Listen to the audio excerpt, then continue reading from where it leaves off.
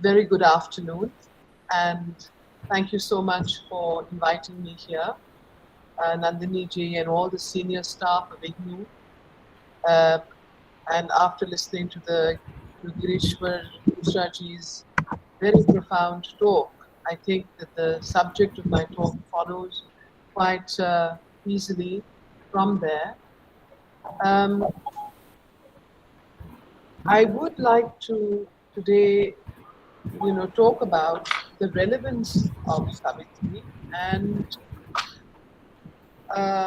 also some of the need for Savitri. I had written 9 gems, but 9 gems in Savitri is a very long talk. When I heard the time limit, I immediately have compressed it and made it, modified it a bit, so that we can finish it in the time, and also it can give you the sense and the kernel of the matter.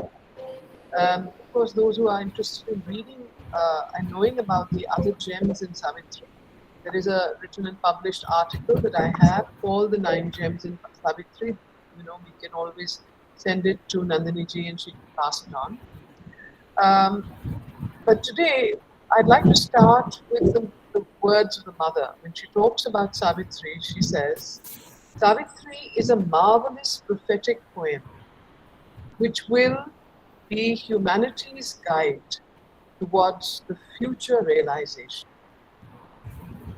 She uses the word marvelous prophetic poem, prophecy. The word prophetic seems to indicate that it is something that will happen in the future. And the second point that she makes is it is humanity's guide towards its future realization. Now, if we look at scripture and we look at all kinds of words that have been the scripture for us, for example, the Gita, or you look at the Vedas and the Upanishads, you will see that there is an element of both prophecy in it and also a guide for the humanity. These are books of wisdom, of knowledge, of deep revelation. And that is why they are perennial. They continue in the consciousness of the race of humanity from age to age, from yuga to yuga. And their appeal is eternal and perennial. You can see the Bhagavad Gita especially has been a book that has been studied and practiced for centuries here. In the same way, Savitri is what the mother calls the Veda of the future. Now, why did she call it the Veda of the future? Because, as Mishra ji pointed out, Sri Aurobindo's yoga is the evolutionary yoga of the growth of consciousness and the change of consciousness to a new consciousness which is described as Gnostic or supramental.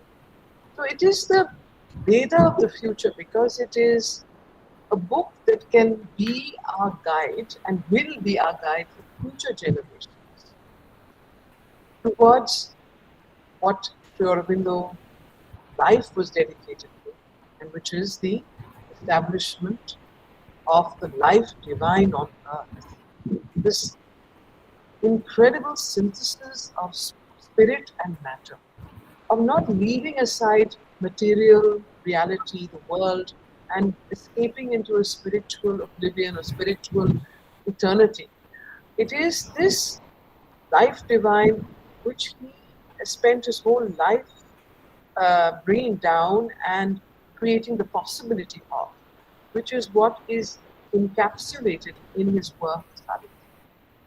Now, we are entering into the 150th celebration, the anniversary of Sri Aurobindo's 150th birth anniversary. This is an extremely important time. I remember the mother, she said, I will continue to live. She says, 1972 was the 100th anniversary of Sri Aurobindo. And I remember how much the mother, how much importance she gave to that event. And she said, it is extremely important that the country and the world celebrate and recognize Sri Aurobindo. In the same way, the reason I chose to speak on Savitri as a homage to him for this 150th birth anniversary is because Savitri contains everything. It contains the future realization, the past wisdom, the answers to all our questions and the problems that beset us. Today, you know that we've passed through an unprecedented time in the world with the pandemic, with coronavirus. And all of us are searching for answers and saying, why did this happen? What, besides the outer reason and conspiracy theories, we're not going into that. But what are the inner dimensions and reasons for the pandemic? What is brought upon out this incredible world event where everybody has had to sit back and re-examine everything that we've been told is the way to do things. And why has it happened? We also see that terrorism, divisions, war, and all the things that humanity has been with for the past millenniums, hundreds and hundreds of years, has not stopped. There is still terrorism going on at the borders. There are still attacks going on some way or the other. Some countries at war with another. We also see that there is anger, hatred, enmity, jealousy amongst us as human beings, in our communities, in our societies, in our universities. Now, how is this going to change? And that is the important question. And that is the relevance of Savitri. How is this going to change? This question was asked and has been asked by all of us. Every philosopher, every scientist, every yogi has always asked these questions. How do we change human nature? Because unless there is a change in human nature, society can't change. And if there is no change in human nature and no change in society, the world will not change.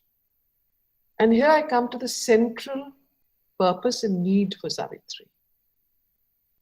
The important thing is the growth of consciousness. If we have to change the world as it is, from a world of war and division and disharmony to a world of unity, mutuality, and harmony, the three key words of the Gnostic consciousness, the three key words of the supramental consciousness, the new consciousness that Savitri embodies. If we want to do that, then we need to work towards and we need to understand the need for a growth of consciousness and a change of human nature. If human nature does not change, the problems that beset human nature will not change. This is a given. And how do we change human nature? This is where I come to Savitri. Savitri is a book that has been written for those who are aspiring to change their consciousness, who are aspiring to change and develop a deeper consciousness, a more wider consciousness, a higher consciousness, a consciousness that embodies all, that is all pervasive, that gets rid of the ego and replaces the ego with the psychic being or the inner being of truth and light and beauty. That is why Savitri has been written. Savitri itself is a legend and a symbol. The legend, of course, you know, is from the Mahabharata. Savitri is about Savitri and Satyavan. Satyavan represents the soul of the earth. Savitri is the divine word, the goddess of the sun. She represents a supramental knowledge and light. And Satyavan, when she is Savitri in the Mahabharata also, Savitri brings back Satyavan from death. It is the conquest of death, and it is the establishment of immortality as a principle in evolution. Now, if you read Savitri, you will see that there are some, I would only mention 5 things that anybody who goes to Savitri can gain from it. First, Savitri has the ability, it's 24,000 verses in iambic pentameter. Do you know? Can you imagine? It's the longest epic written in the English language. It exceeds the Iliad, Homer's Iliad, and the Odyssey, and all the other epics, Dante's, Paradiso, and so on. This epic that he wrote from a very high overmental, supramental consciousness. He called it the highest consciousness of the mind, which he said most of it came from a very high level of consciousness. And therefore, Savitri has a mantric power in the lines. And therefore, there is this iambic pentameter. I will read you some verses and you will understand the rhythm and the mantric quality of Savitri. Without understanding that, that is how the power of Savitri actually enters into the being. The mother has said, if you want to understand Savitri, you have to grow new brain cells. The gray matter that you have needs to become golden matter, which means new cells are required. The old consciousness finds it difficult to understand Savitri. That is why a lot of people, when they pick up Savitri, put it down, because they can't understand it. So she gives two very important clues. And students who are listening and are interested in reading Savitri, these are the two ways of reading Savitri. One, read it out aloud. Two, read it with a quiet mind. Three, when you read Savitri, read it once, read and leave the passage, read it again. And the passage will soon begin to make sense. It takes time. Sometimes 6 months or a year, or sometimes 1 month, depending on how conscious you are. When the new cells develop, Savitri opens up. And that is how a mantra works. What is a mantra? A mantra is a combination of words which has a meaning deeper than the outer formation of the words. The knowledge of the mantra and the wisdom of the mantra enters to the mind of the hearer, not from the outer formation of the words or meaning of the words, but from the inner symbolism of the words. Similarly, the whole of Savitri, 24,000 verses, is written in is pure mantra. It is mantric in quality, mantric in substance, mantric in its vibrations. In fact, the mother said that if you listen to Savitri and the rhythm and the sound of Savitri, each line ends with the sonority of Om. So can you imagine? When you're listening to Savitri, it is also a kind of a japa, you can say, a mantric Om that takes place. So this is the one of the most important, what should I say, need and reasons why we should read Savitri. The second is its healing power. Now this is important.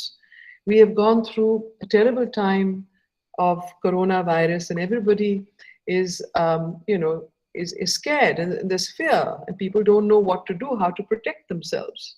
Well, read Savitri. Savitri can help you to protect yourself from all illnesses.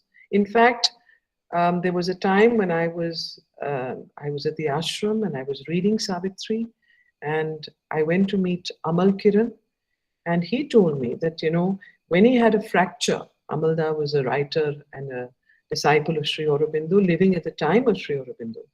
And when he had a fracture, he fell down.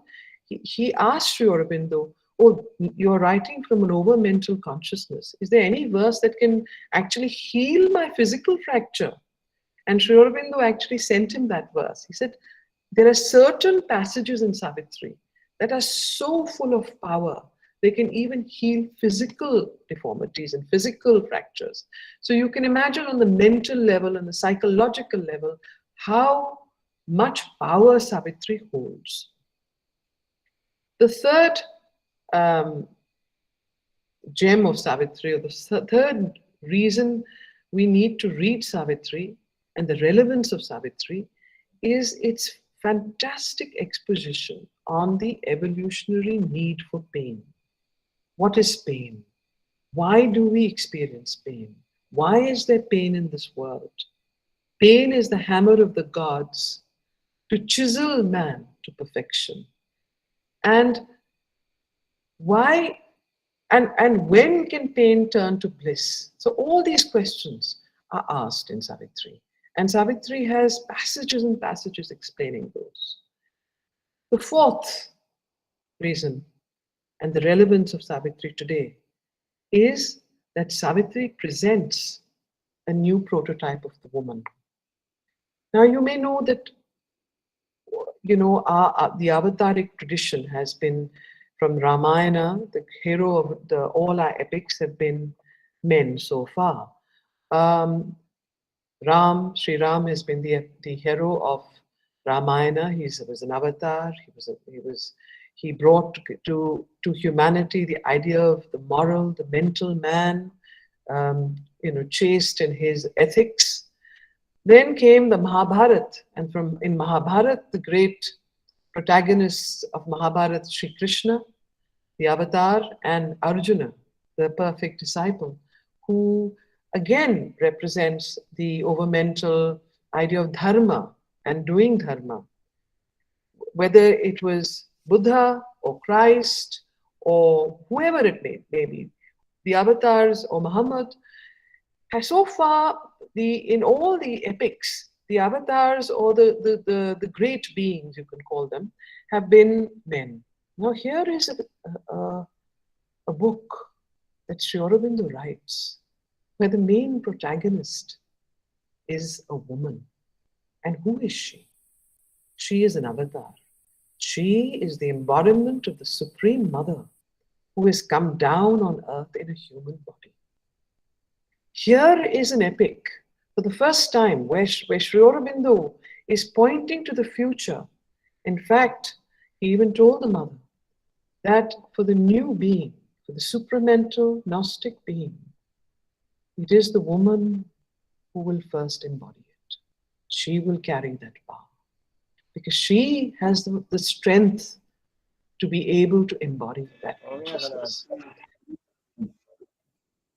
And this is a new prototype of the avatar, which is very important, especially today, and especially in India. We see that because of various reasons all over the world, I think the rise and the intellect of women, the development and the growth of the feminine consciousness has been to some extent been, what should I say, pushed back for various reasons, historical and otherwise. But here it's very important that unless this feminine consciousness is developed in all of us, not just women, but even men, and this consciousness of the mother, the compassion, the essential need for unity and harmony, love, the principle of love, unless that is developed in human consciousness, there can be no further growth and evolution. That is the key principle of Savitri. In fact, there's a whole book and there's debates on love and death. And do you know what is the greatest power? Somebody asked the mother, what is the greatest power on earth? And she replied very simply, love. And even in Savitri, it is love that can conquer death. It is love that conquers death. And Savitri embodies that love. Lastly, Savitri is a book of revelation. And by revelation, I mean that if you were to just concentrate for a few minutes and open Savitri to any page with a question in your mind, you will receive an answer, an illumination. Now that great books of scripture have that ability and that power. And therefore, Savitri can be used for that purpose. In fact, I'd like to read here what the mother has said. Beautiful passage. If you are depressed, if you feel miserable, if you do not succeed in what you do, or else if what happens is always the contrary of what you expect, however much you try, if it has come to such a pass that you lose your temper, life becomes disgusting, and you are unhappy, then immediately take Savitri, and after a moment's concentration, open it at any page and read. You will see that all your misery disappears like smoke, and you will have the strength to overcome the worst sorrows. You will no longer feel that which was tormenting you. Instead, you will feel a strange happiness, a reversal of consciousness, along with the energy and force to conquer everything, as though there was nothing impossible. And you will feel this inexhaustible joy that purifies everything. Well, I'd like to end by reading one passage of Savitri, just to give you a sense of what Savitri sounds like.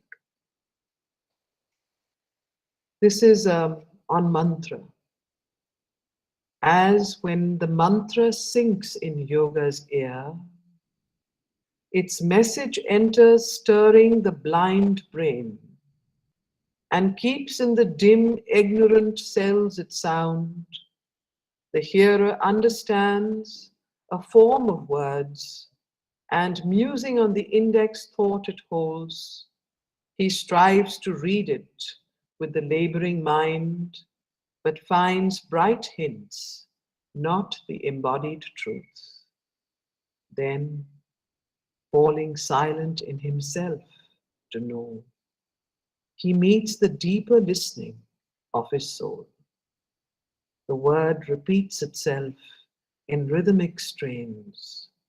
Thought, vision, feeling, sense, the body's self are seized unutterably, and he endures an ecstasy and an immortal change. He feels a wideness and becomes a power. All knowledge rushes in him like a sea, transmuted by the white spiritual ray. He walks in naked heavens of joy and calm, sees the God face, and hears transcendent speech. Well, this is what happens to us when we read Savitri. This is the supreme mantra that Sri Aurobindo has given to humanity, the Veda of the future, the book of Revelation. Thank you.